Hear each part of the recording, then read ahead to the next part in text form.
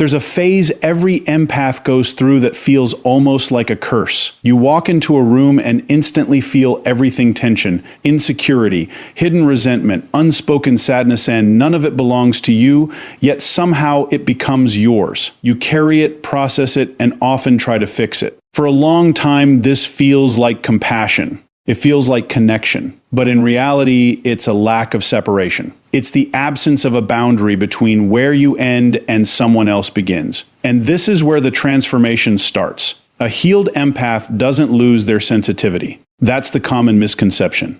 They don't become cold, detached, or indifferent. What changes is far more precise and far more powerful. They develop what you could call emotional authority, not control over others, but control over their relationship to what they feel. Before healing, empathy is reactive. It's automatic. Someone is anxious and your body mirrors it. Someone is angry and your nervous system absorbs it. You don't choose this, it happens instantly, below conscious awareness. And because it feels so real, you assume it must be yours to deal with. So you step in, you soothe, you fix, you overextend. And slowly, without realizing it, you build a life where your internal state is dictated by external people. But healing interrupts that pattern. It introduces a small but critical gap between what you feel and what you do with it. And in that gap, something new emerges: discernment. You begin to recognize that feeling something doesn't automatically mean you have to carry it. You can witness without absorbing. You can understand without internalizing. This is not detachment in the unhealthy sense. It's clarity. Think about the difference between standing in a storm and watching one through a window. Before healing, you're in the storm. Every emotional shift around you hits directly. After healing, the storm doesn't disappear, you just step out of it. You can still see it. You can still understand its intensity, but you're no longer being battered by it. And that changes everything, because once you stop absorbing, you stop reacting impulsively. You stop trying to manage other people's emotions as a way to regulate your own. You start asking better questions. Is this mine? Becomes a filter. Am I responsible for this? Becomes a boundary. And most importantly, what is the appropriate response here? Replaces the old instinct of immediate emotional labor. This is where empathy evolves from a burden into a skill. A healed empath can walk into that same room, feel the same tension, and not be controlled by it. They can read the emotional landscape with accuracy, but instead of merging with it, they analyze it. They choose how to engage, if at all. And that choice is where their power lies. Because when you're no longer overwhelmed, you become strategic. You start to notice patterns you couldn't see before. You recognize when someone is projecting, when someone is seeking validation, when someone is testing boundaries. And instead of reacting emotionally, you respond intentionally. Sometimes that response is compassion. Sometimes it's silence. Sometimes it's distance. But it's always chosen, not triggered. This shift also changes how people experience you. Before, others might have been drawn to your openness, but they also sensed your availability or willingness to take on more than you should. And whether consciously or unconsciously, people tend to lean into that. After healing, that dynamic changes. You're still empathetic, but there's a structure to it. There's a presence that says, I understand you, but I'm not here to carry you. And that creates respect. Not because you demand it loudly, but because your energy communicates it clearly. There's a steadiness to you, a groundedness. You're no longer easily pulled into emotional chaos, and that makes you both more effective and more selective in how you engage. It's important to understand that this doesn't happen overnight. For many empaths, this shift feels uncomfortable at first. There's guilt. There's a sense of, I should be doing more. That's because your identity has been built around being the one who absorbs, who fixes, who gives endlessly. Letting go of that role can feel like losing a part of yourself. But what you're actually losing is the part that was unsustainable. What replaces it is something far more stable. You begin to realize that true empathy isn't about self-sacrifice. It's about accurate understanding combined with appropriate action. And sometimes the most appropriate action is to do nothing, to allow others to experience their own emotions without interference. This is where emotional authority fully takes hold. You're no longer at the mercy of every emotional signal around you. You become the filter, the interpreter, the decision maker. Your empathy becomes intentional rather than automatic. And because of that, it becomes far more impactful. When you do choose to engage, it's focused, it's measured, it's effective. You're not drained at the end of the day. You're not overwhelmed by interactions. You're not carrying conversations in your mind long after they've ended. You move through environments with awareness, but also with protection. Not walls, just clarity about what belongs to you and what doesn't. And once you reach this point, something subtle but profound happens. You stop fearing your own sensitivity. You stop seeing it as something that makes you vulnerable. Instead, you recognize it as a form of intelligence, one that, when disciplined, gives you insight most people never develop. You don't shut off your empathy, you refine it, and that refinement is what turns it from something that once controlled you into something that now works for you. Because the moment you realize you can feel everything without carrying anything is the moment you stop being overwhelmed by the world and start understanding it. There's a moment in an empath's life where they begin to realize that what they once called kindness was, in many cases, a lack of boundaries.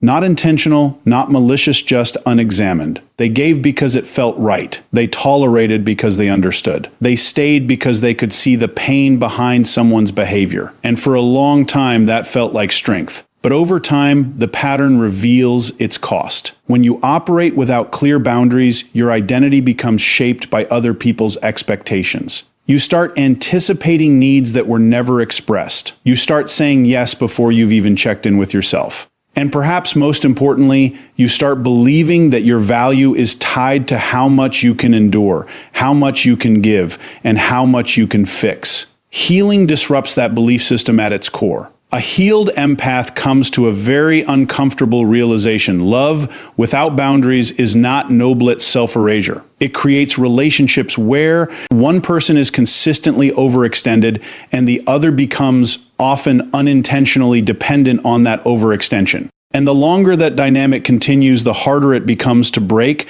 because it starts to feel like identity. This is just who I am. But it isn't who you are. It's what you've practiced. And what's been practiced can be changed. The shift begins when the empath starts to redefine responsibility. Before healing, there's an unspoken rule. If I can help, I should help. After healing, that rule becomes more precise. If it is mine to carry, I will carry it. If it is not, I will let it remain where it belongs. That distinction is subtle, but it's transformative. Because once you understand that not everything requires your involvement, you begin to reclaim your time, your energy, and your emotional stability. Boundaries in this context are not barriers, they're filters. They determine what enters your space and what doesn't. They define what you will engage with and what you will step away from. And most importantly, they remove the assumption that access to you is unlimited. This is where many empaths struggle initially because they've been conditioned to associate boundaries with rejection. Saying no feels like hurting someone. Pulling back feels like abandonment. But that's because the frame has been distorted. Boundaries are not an act of aggression, they're an act of clarity. They communicate something very simple. This is where I end, and this is where you begin.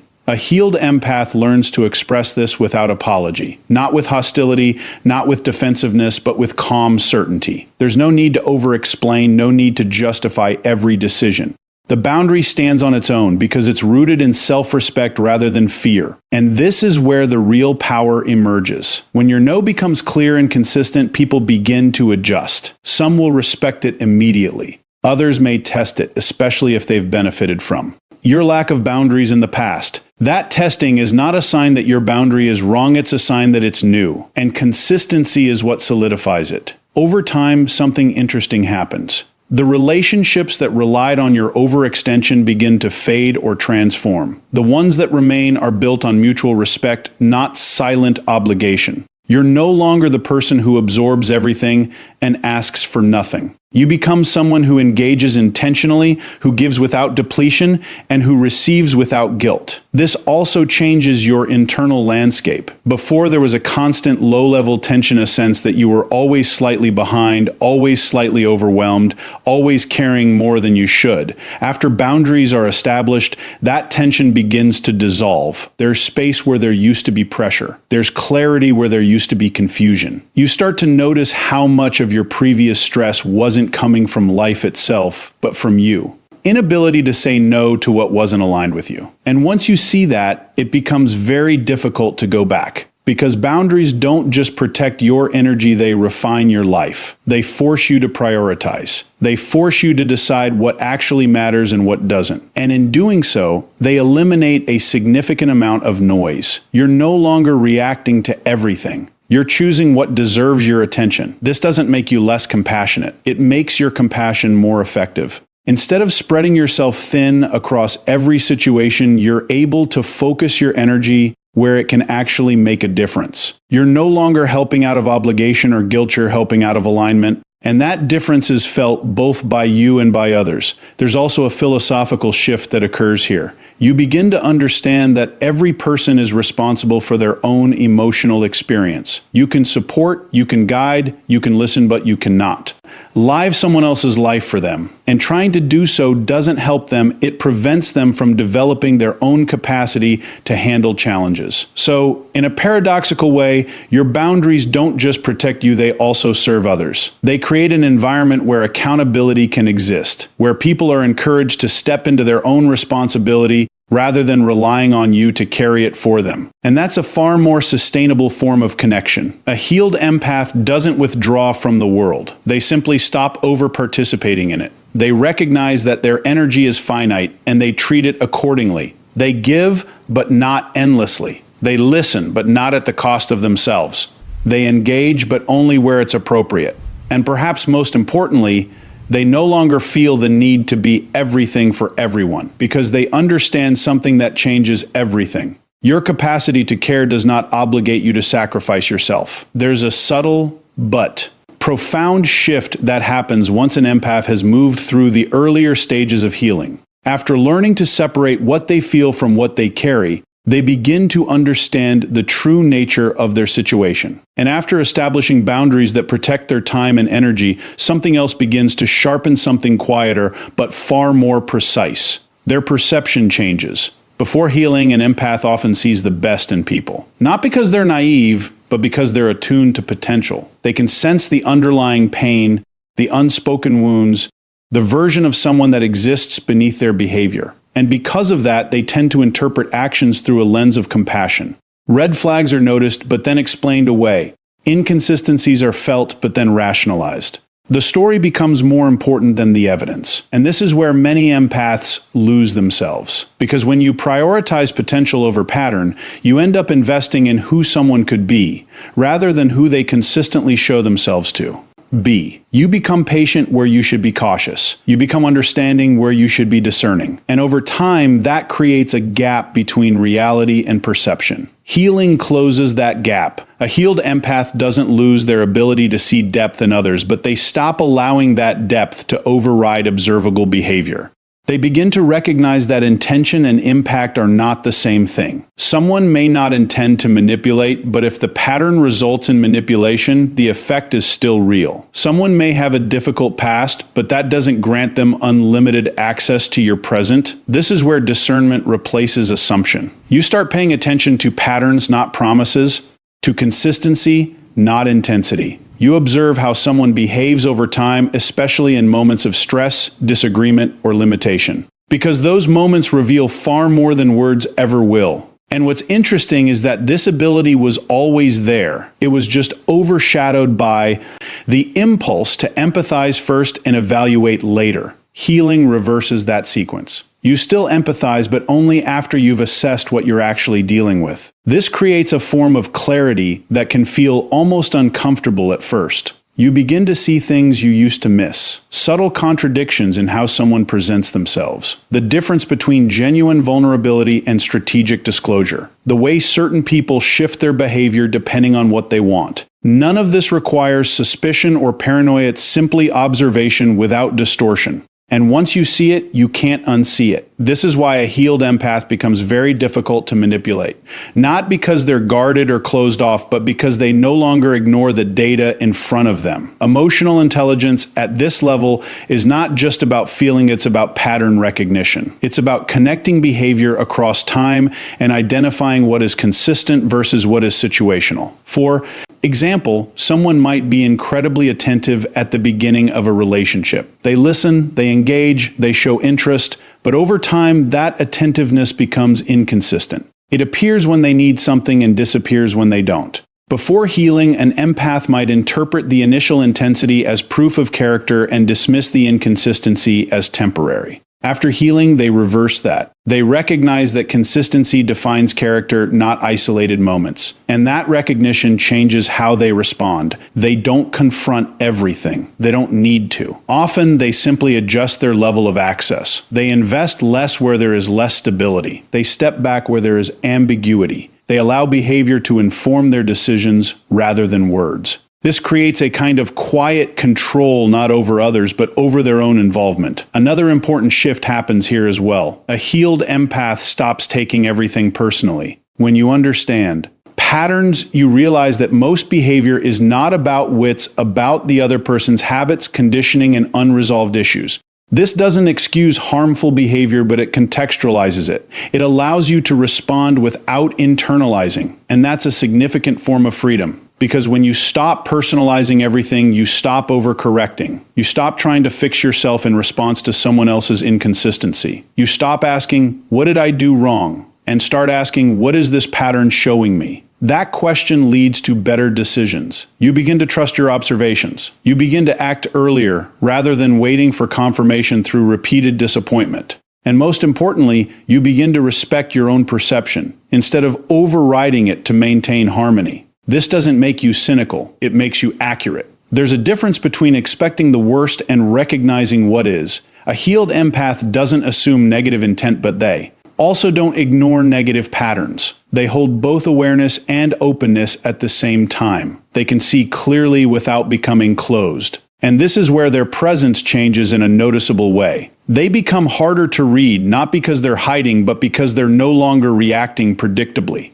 They don't respond to manipulation in the way they once did. They don't engage in emotional games. And because of that, people who rely on those dynamics tend to lose interest quickly. There's nothing to hook into. At the same time, people who value clarity and consistency are drawn in. Because a healed empath offers something rare attention that is both deep and discerning. They listen, but they also evaluate. They connect, but they also choose. And that choice is what defines this stage. You are no longer navigating relationships based on hope or assumption. You are navigating based on evidence, pattern, and alignment. You don't need to control outcomes because your decisions are informed. You trust yourself to see what's there, not what you wish were there. And once that trust is established, something shifts internally. There's less hesitation, less second guessing, less emotional turbulence. You move with a kind of quiet certainty, because your perception is no longer clouded by the need to make things work. You simply see and then you decide. And that is the moment where empathy and intelligence